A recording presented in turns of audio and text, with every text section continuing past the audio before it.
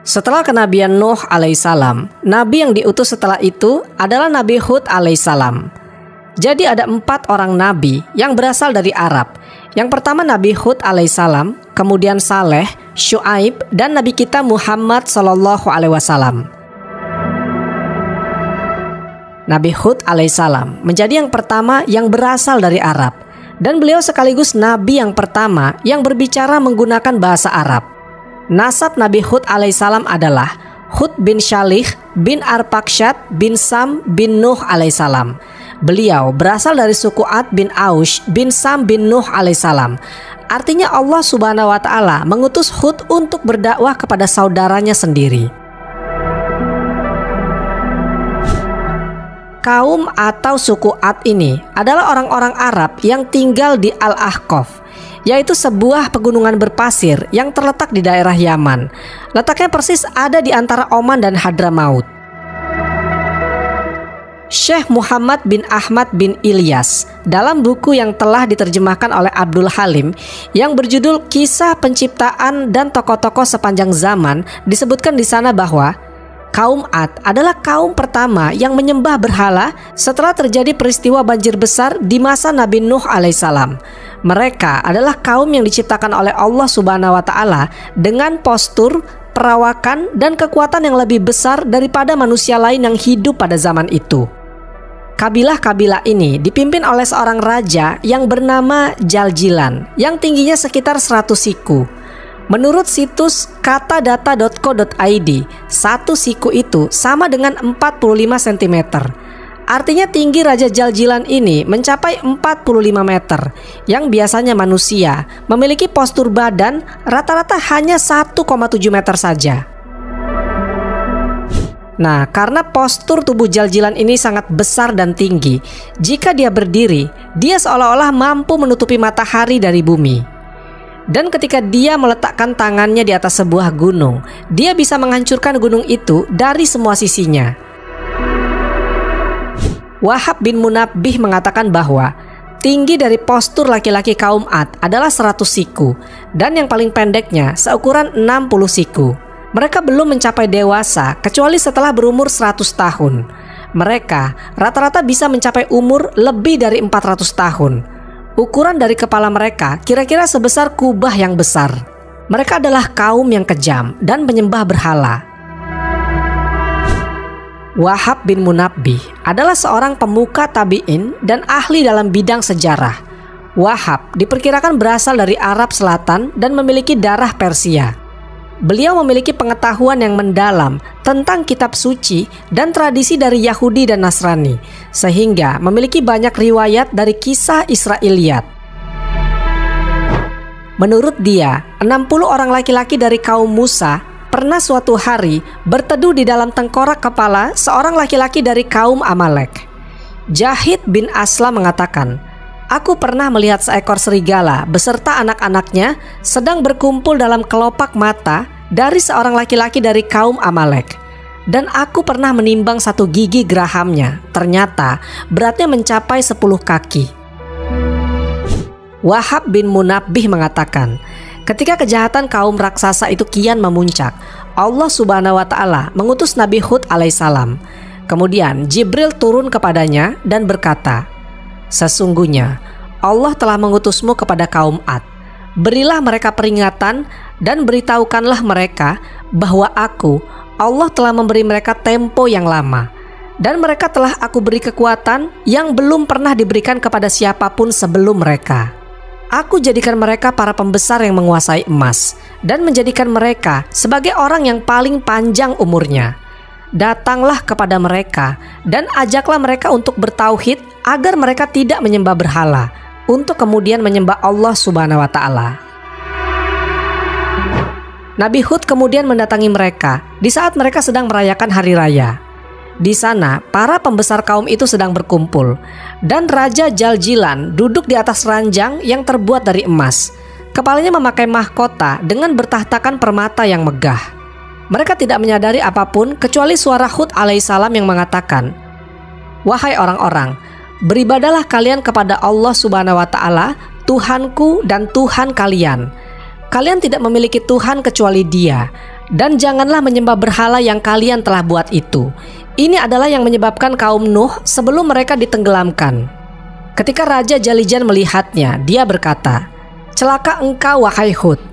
Apakah engkau menyangka dengan kelompok kami dan kokohnya kekuatan kami ini bisa mengalahkan kami dengan pernyataan-pernyataan tersebut? Tidak tahukah engkau bahwa setiap hari semalam 1000 anak dari kaum kami terlahir?" Tatkala Hud merasa bosan mengajak mereka untuk mengesahkan Allah Subhanahu wa Ta'ala, tetapi mereka tidak mendengarkannya, dia memohon kepada Allah Subhanahu wa Ta'ala agar meminta wanita-wanita mereka dibuat mandul. Sehingga pada tahun itu tidak ada satupun wanita dari kaum mereka yang hamil. Akhirnya mereka mengadukan hal tersebut kepada Raja Jalijan. Mereka berkata, "Sesungguhnya Hud telah memberi istri-istri kami menjadi mandul. Kami khawatir apa yang dikatakannya itu memang benar." Nah, kemudian Allah Subhanahu wa Ta'ala mewahyukan kepada Nabi Hud alaihissalam, "Kabarkanlah kepada kaummu agar mereka beriman kepadaku.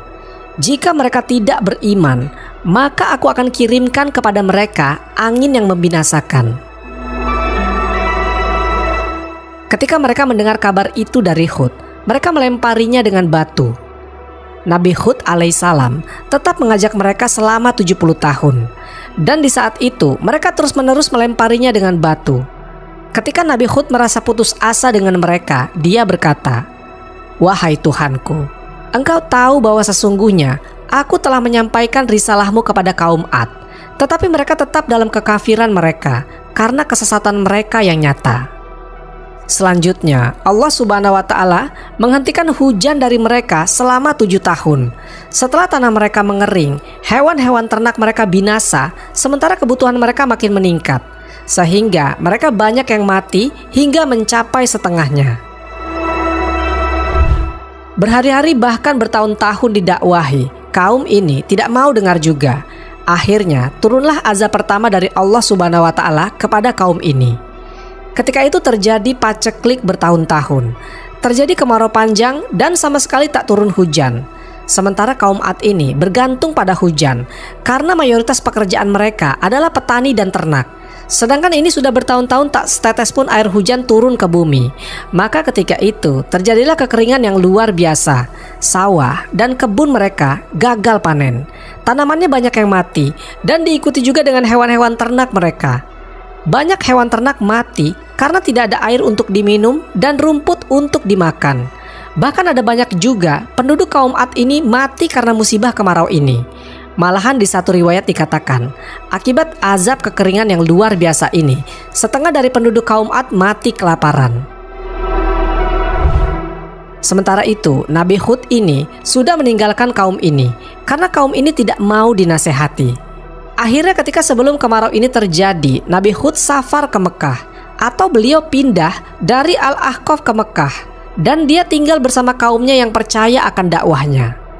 Ketika musibah kemarau ini terjadi, maka diutuslah 7 orang dari kaum Ad ini ke Mekah untuk berdoa kepada berhala-berhala yang ada di Mekah saat itu. Karena ketika ada kabar di masyarakat bahwa berhala-berhala Mekah ini lebih mustajab jika berdoa di depannya, maka berangkatlah 7 orang dari kaum Ad ini ke Mekah. Setelah di depan berhala Mekah ini, mereka berdoa meminta agar kemarau di daerah mereka dihilangkan. Nah, setelah mereka selesai berdoa, tiba-tiba ada suara dari langit yang seolah-olah doa mereka ini terdengar seperti diijabah. Suara itu mengatakan, "Apa yang kalian mau?" Lalu mereka menjawab, "Kami ingin hujan di daerah asal kami." Kemudian suara itu mengatakan lagi, "Baiklah kalau kalian ingin hujan. Sekarang kalian pilih dari semua warna awan ini. Kalian mau awan warna putih, hitam, kuning, atau awan warna merah?" Dan mereka menjawab, "Kami mau awan warna hitam." Seperti yang kita ketahui, awan berwarna hitam itu lebih banyak kandungan airnya dan besar kemungkinannya untuk turun hujan. Maka kemudian suara itu berkata lagi, "Baiklah, akan kukabulkan permintaan ini. Pulanglah ke kaum kalian, maka tunggulah di sana, akan kukirimkan seperti apa yang kalian pinta." Akhirnya setelah itu mereka pulang ke kaumnya. Setelah sampai, mereka memberitahu bahwa doa mereka dikabulkan oleh berhala yang ada di Mekah. Tak lama dari itu, dari kejauhan mereka lihat ada barisan awan hitam yang sedang menuju ke wilayah mereka. Maka ketika itu mereka senang sebab akan turun hujan. Hingga orang-orang saat itu keluar dari rumahnya dan menyaksikan bagaimana kumpulan awan itu berjalan menuju ke arah mereka. Mereka pikir awan-awan ini akan membawa berkah untuk mereka. Padahal sebenarnya ini adalah azab Allah yang kedua. Tapi mereka sama sekali tidak mengetahuinya. Tatkala ketika awan itu sudah semakin dekat, bukannya hujan yang turun, malahan ada angin besar yang keluar dari dalam awan ini. Sehingga angin ini meluluh lantakan semua yang ada di kaum Ad ini. Mau itu manusia, rumah-rumah mereka, dan bahkan berhala-berhala yang mereka sembah, hancur semua dilibas dengan angin ini. Tak hanya sampai di situ, awan ini juga mengeluarkan semacam suara pekikan. Yang suara ini menghancurkan gendang telinga setiap orang di kaum Ad ini. Allah Subhanahu wa Ta'ala benar-benar menurunkan azab kepada kaum ini. Lalu angin kencang ini mengangkat semua penduduk kaum Ad ke langit. Diangkatnya mereka tinggi-tinggi tanpa terkecuali. Dari anak-anak hingga orang tua, semuanya diangkat oleh angin besar ini. Dan bahkan teman-teman, tak tanggung-tanggung, kejadian ini berlangsung selama 7 malam 8 hari. Jadi orang-orang ini diputar-putar di langit oleh angin ini selama 7 malam 8 hari. Hingga ketika angin ini mulai berhenti, orang-orang ini dijatuhkan kuat-kuat dari langit ke tanah dengan kepala yang ada di bagian bawah. Jadi ketika itu mereka ini dilesatkan dari langit dan menancap di tanah pada bagian kepalanya. Akhirnya dari azab ini tidak Allah Subhanahu wa Ta'ala sisakan seorang pun kecuali Allah binasakan.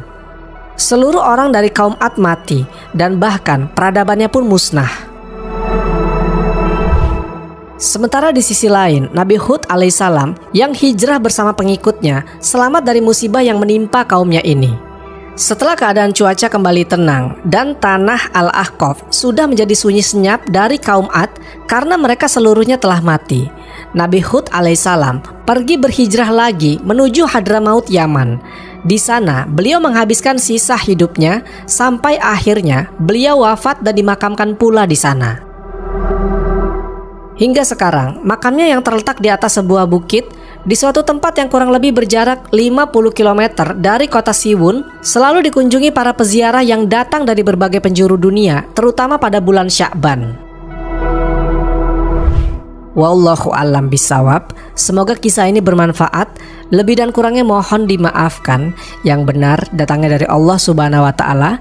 Khilaf atau keliru itu datangnya dari saya pribadi sebagai manusia biasa. Sampai ketemu di kisah-kisah seru yang penuh makna selanjutnya. Saya akhiri. Wassalamualaikum warahmatullahi wabarakatuh.